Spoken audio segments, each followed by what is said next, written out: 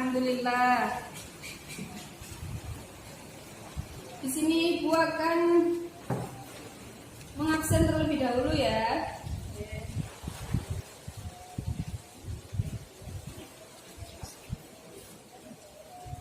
Ferdi, hadir. Wulan, Hadir. Hilmi, Hadir. Firda, Hadir. Alhamdulillah hadir semua.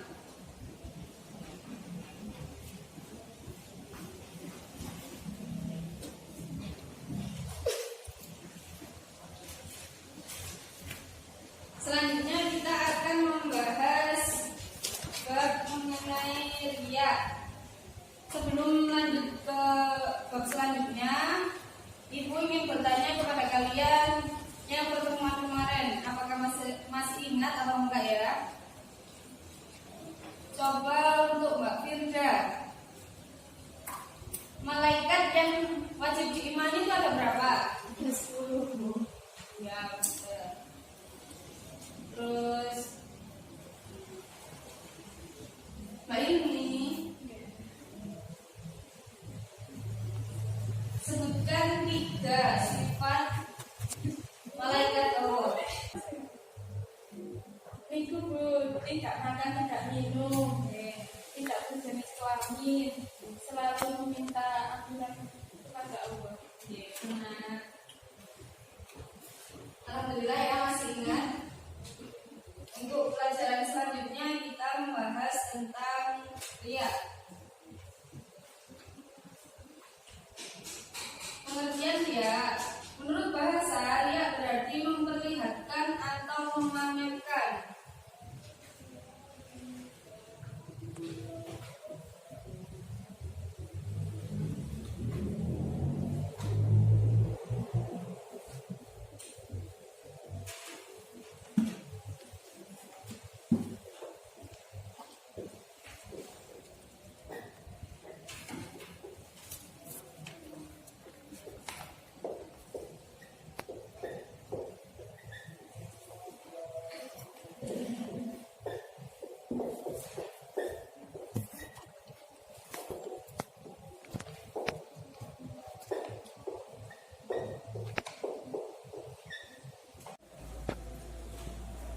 Jadi di sini sifat riya itu artinya memperlihatkan atau memamerkan. Secara istilah, riya adalah sikap seseorang yang suka memperlihatkan amal baiknya kepada orang lain dengan maksud agar mendapat pujian. Jadi seseorang yang melakukan sikap baik itu diperlihatkan seperti apa? Seperti sedekah. Kalau ada orang lain yang melihat baru bersedekah, tidak secara diam. Selain riya, sikap tercela yang hampir sama dengan riya adalah sum'ah.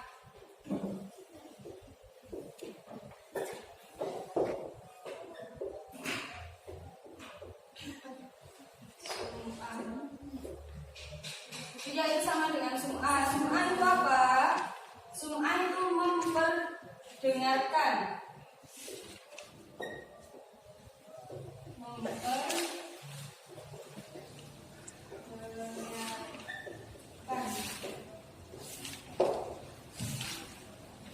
Maksudnya di sini sum'ah yakni sikap seseorang yang suka menceritakan amal kebaikan yang pernah dilakukan kepada orang lain agar mendapat pujian.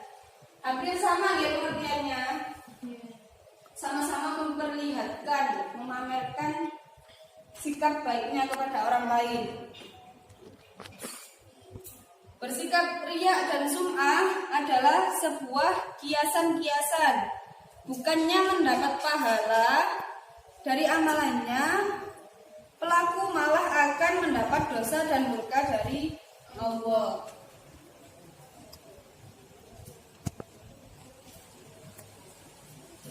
Sedangkan riya dan sum'ah ini kebalikan dari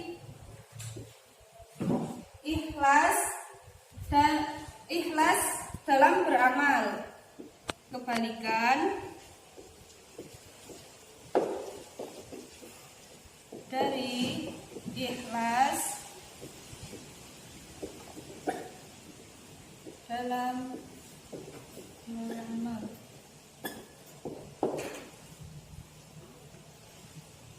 Dari sini pengertiannya paham?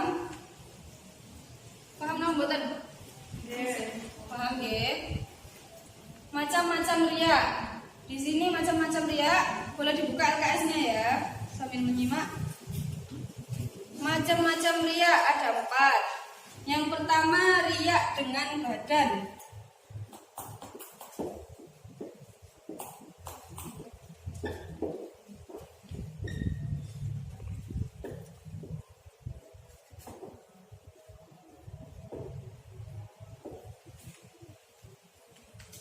Yang kedua, riya dalam tingkah laku.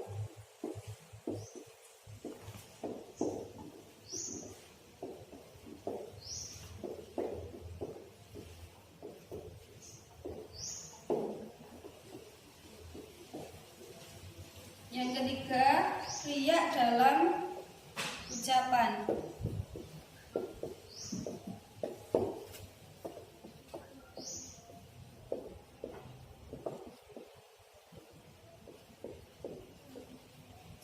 Terakhir, riya dengan amal.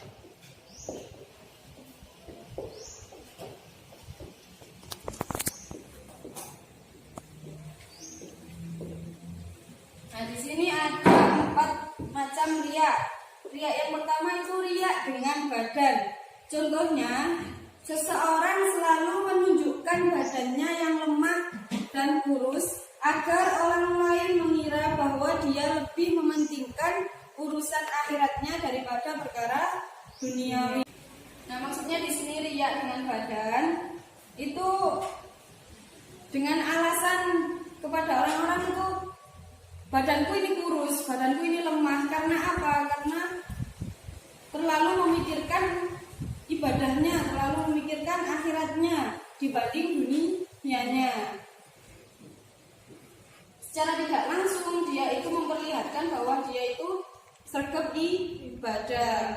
Yang kedua, riya dalam tingkah laku. Contohnya, seseorang yang apabila berjalan senantiasa qomat kamit dan tangannya memutar tasbih dengan tujuan agar orang lain mengira ia selalu berzikir dan mendekatkan diri kepada Allah. Pernah lihat apa enggak kalau di jalan ada orang yang seperti ini, yang seperti contoh ini tadi? Pernah. Pernah. Nah, itu apa maksud dari itu? Padahal kalau kita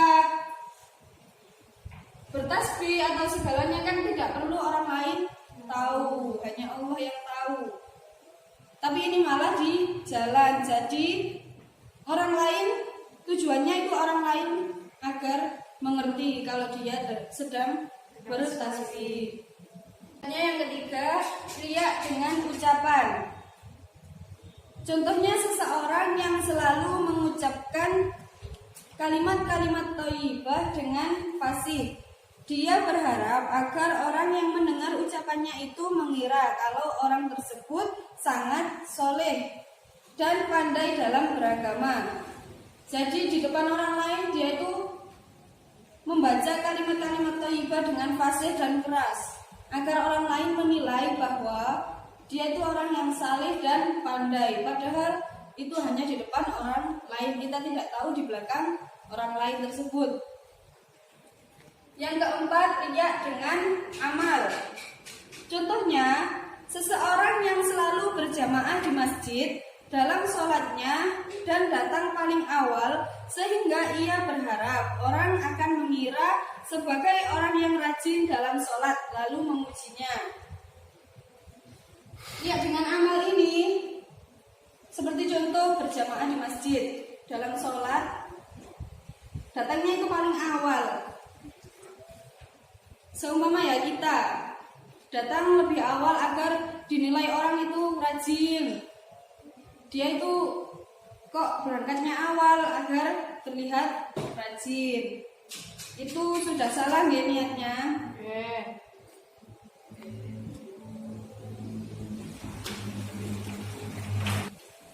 Dari macam dan contoh yang Ibu jelaskan ini tadi, ini semua diperbuat manusia dengan tujuan agar mendapat pujian dan penghargaan dari selain Allah, adalah riya yang hukumnya haram dan merupakan salah satu akhlak tercela yang dilarang oleh Allah. Jadi perbuatan riya ini hukumnya apa? Haram. Salah satu akhlak yang tercela dilarang oleh Allah. Selanjutnya,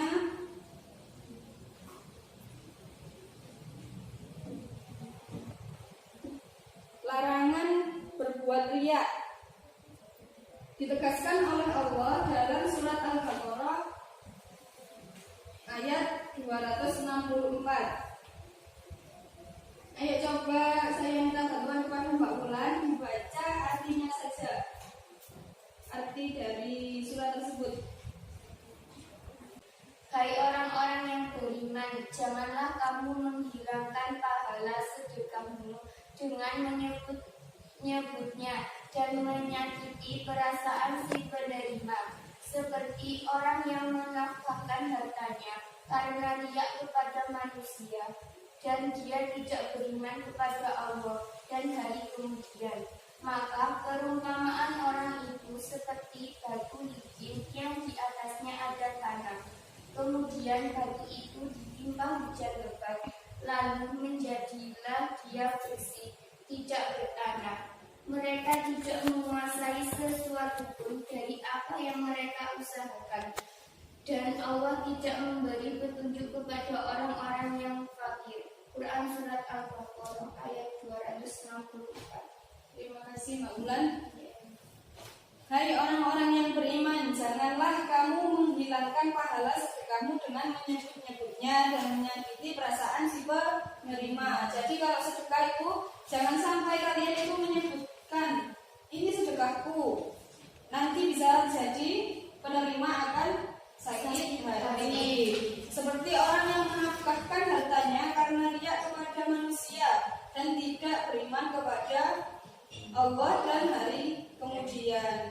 Maksudnya itu apa? Menafkahkan hartanya itu bersedekah kepada orang lain karena dia itu ingin dilihat oleh orang sekitarnya. Itu termasuk riya.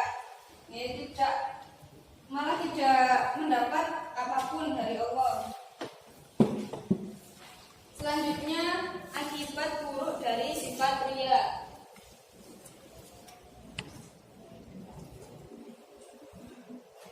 Akibat buruknya yang pertama, riya termasuk syirik kecil.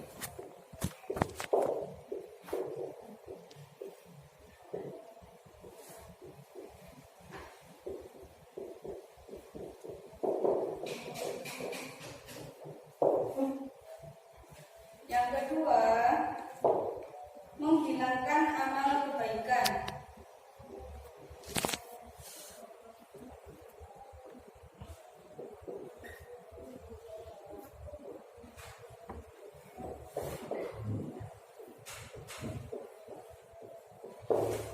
Yang ketiga, mendekatkan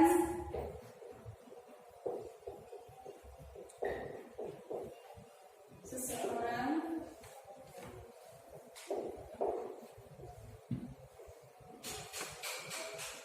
pada kekafiran.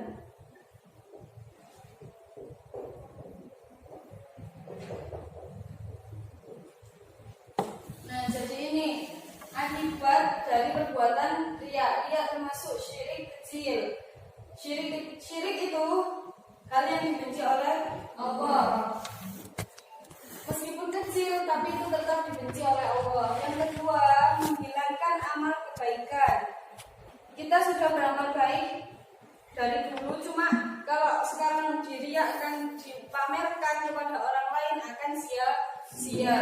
Yang ketiga, mendekatkan seseorang pada kekafiran. Jadi riya dapat mendekatkan pada kekafiran.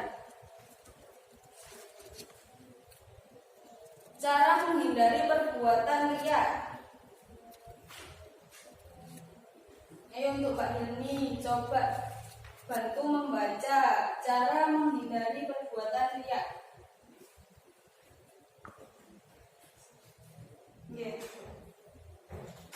Menahan diri untuk tidak emosi apabila ada orang lain yang meremehkan kebaikan yang dilakukan.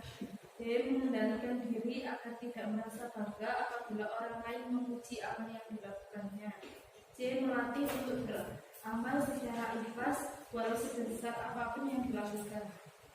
D. Tidak suka memuji pekerjaan orang lain secara berlebihan karena dapat mendorong pelakunya menjadi riya atas kebaikannya.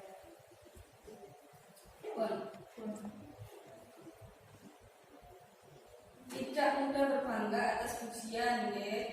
Riya itu kalau memang benar-benar sedekah, jangan sampai kita berniatan agar dipuji oleh orang lain. Bersabar terhadap sikap orang lain yang kurang mengenakan pada apa yang kita buat, tidak memuji orang secara berlebihan sehingga dapat membuat orang tersebut berlaku riya. Melatih diri untuk bersedekah secara sembunyi-sembunyi dengan maksud untuk menghindari pujian dari orang lain. Dari pembahasan ini tadi, apakah kecepatan? Tidak. Sudah paham? Insyaallah. Insyaallah sudah ya. Kalau gitu coba ibu kasih tugas untuk kalian cari contoh perbuatan riya. Terserah perbuatan riya dengan badan, riya dalam tingkah laku, riya dengan ucapan, riya dengan amal. Contoh satu saja. Silakan.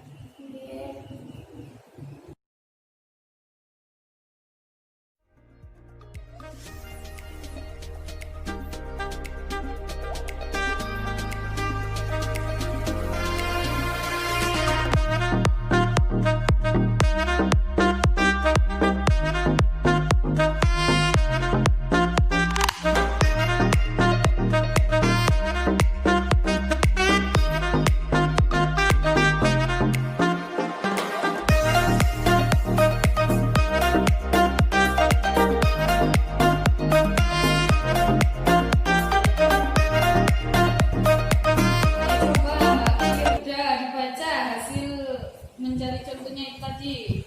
Itu Bu, menyedekahkan uang untuk keperluan masjid di hadapan orang agar mendapatkan pujian. Berarti riaknya akan mendapat pujian. Ayo Mbak Ulan. Itu Bu, menggunakan pakaian-pakaian yang sesuai dengan syariat Islam agar dinilai sebagai muslim yang baik. Oh ya, benar. Itu riak secara perilaku dan badan ya. Mbak Yuni. Itu Bu, mengundang anak yatim demi memperoleh pujian dari orang lain. Sedekah. Berarti amal seperti menceritakan amal ibadah sendiri ke orang lain. oke, benar. Sudah pintar semua ya, bisa mencari contoh dari sifat riya. Berarti sudah paham ya? Ada yang ditanyakan? Tidak.